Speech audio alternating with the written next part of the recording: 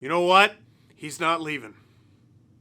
He's not leaving! Max Domi is a Leaf! I know he was a Leaf last year, but he's a Leaf! Roots in the ground. He's a tree. Maybe that's been the problem. Maybe that's been the problem this whole time. We've been through it. We've been through the conversation, the core four and how expensive they are and everything. But the fact of the matter is they keep getting this band of merry men that joins them every year on a 1-year deal, and then they leave. Or rather, they leaf. They fall off the tree like a leaf. Finally, this is a guy who can play in the Leafs' top six, who's not one of the core forwards, who is putting roots into the city of Toronto. Max Domi is a Leaf for the next 4 seasons, as reported by Chris Johnston of The Chris Johnston Show on SDPN. 4 seasons, $3.75 million against the cap. Steve, what do you think of the deal? I'm getting to that! Simply put, I like it. I like it a lot. Former Leaf Jay Rosehill, who literally made the Leafs by fighting everyone in the league one preseason,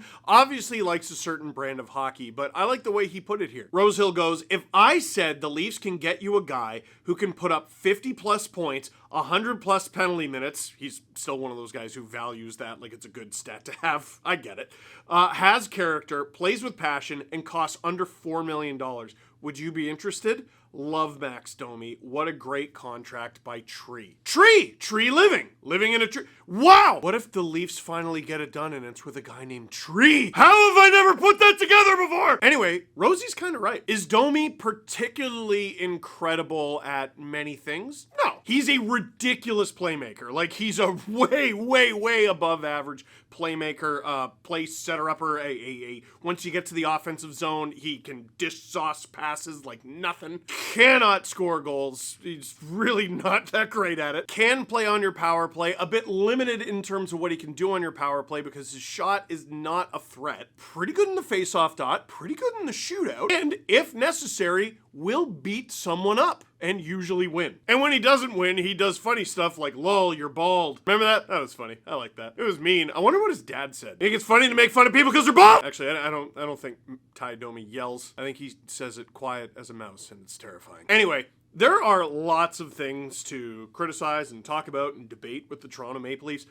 Boy, you gotta go out of your way to not like this contract on the day it's signed. It's really good. Max Domi is 29 years old. This contract is going to take him until he is a freshly turned 34. That's probably right around when you want to reevaluate, okay, what should we do with this relationship anyway? He can play either wing. He can play center. He can do any of them pretty well. He can win you faceoffs, like a lot of faceoffs, like a strangely good and efficient amount of faceoffs for a guy who like doesn't even play center all the time. Does he need to be sheltered in defensive situations?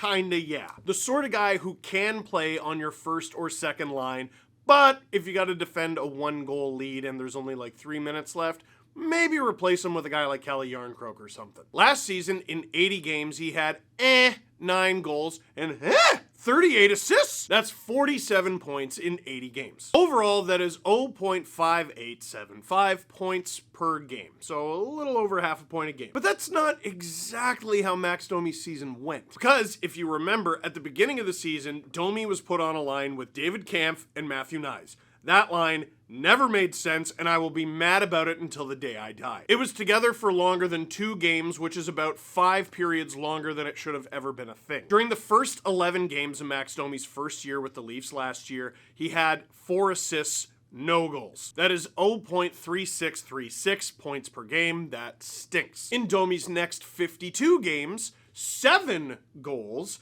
and 21 assists for 28 points. That is 0.5384 points per game. Hey, that's much better. Hey, that's much closer to his season average. And of course it is. It's a 52 game sample size out of 80. Max Domi's final 17 games where he was a full-time fixture in the top 6, usually on a top line with Austin Matthews and Tyler Bertuzzi. He had 2 goals in those 17 games, but 13 assists for 15 points, 0.8823 points per game. Okay, don't cherry pick the final 17 games of the season when he was fully on the top line. Fine. What I am gonna do is completely eliminate the first 11 games that Domi was a Leaf. One, because he was on a really stupid line that he should have never been on, and two, he was getting used to a new team. Can we all agree? That's roughly fair. If you eliminate those first 11 games, that gives you a 69 game sample size. Nice! That would bring his season points per game to over 0.62 points per game. Those points per game get you bang on between 50 points and like 51 or 52. You have an offensively gifted player who, yeah, you need to shelter a little bit, but you can afford to shelter this player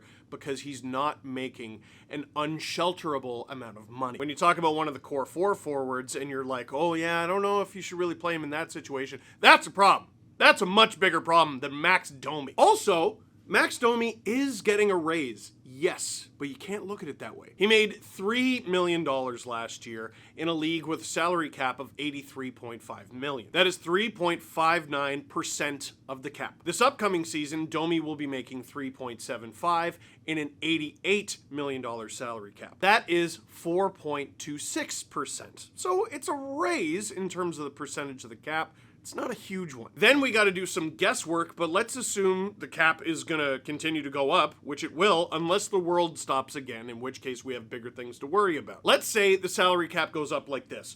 92.5, 97, 101.5. So it goes up by 4.5 million every year, just like it is this year. That would make the 4 years in Max Domi's contract, 4.26% of the salary cap, then 4.05%, then we go below 4% to 3.86, and then 3.69. Nice. So, okay, what are the flaws? Not the greatest defensively. That's very fair. Not a great goal scorer. That's very fair. But the positives are versatile. He can play any forward position pretty effectively. He can play in your top six, and if you need him to, he can play on your third line too. 3.75 million. If he ends up as your 3C for a bunch of the season, you can stomach that. Playmaking abilities off the charts. Willing to lay some pretty big hits. Willing to throw some pretty big punches. Let's be honest, the occasional stupid penalty. And the occasional extra point in the standings because of the shootout. He had 4 points in 7 games with the Leafs in this playoff run against the Bruins, including a goal and an assist in Game 2. That was easily his best game. Over the span of his career, he's been a pretty decent playoff performer, especially that run he had in Dallas. Again, man, you really got to go out of your way to not like this signing. It's good. It's good stuff. Max Domi on a Craig Berube team? Oh, yeah. Yeah, no, yeah, I want to see how that works out. I don't know how great it's going to work out for everyone else, but I think it's going to work out pretty well for us. So, what do you think of Max Domi being a Leaf? What am I missing if you don't like this signing? And how happy are you if you do like this signing? Comment in the comment box down below. For now, that is it for this one. Thank you very much for watching. Click like if you like this video. Click subscribe if you really liked it. Tell your friends. Max Domi, welcome home.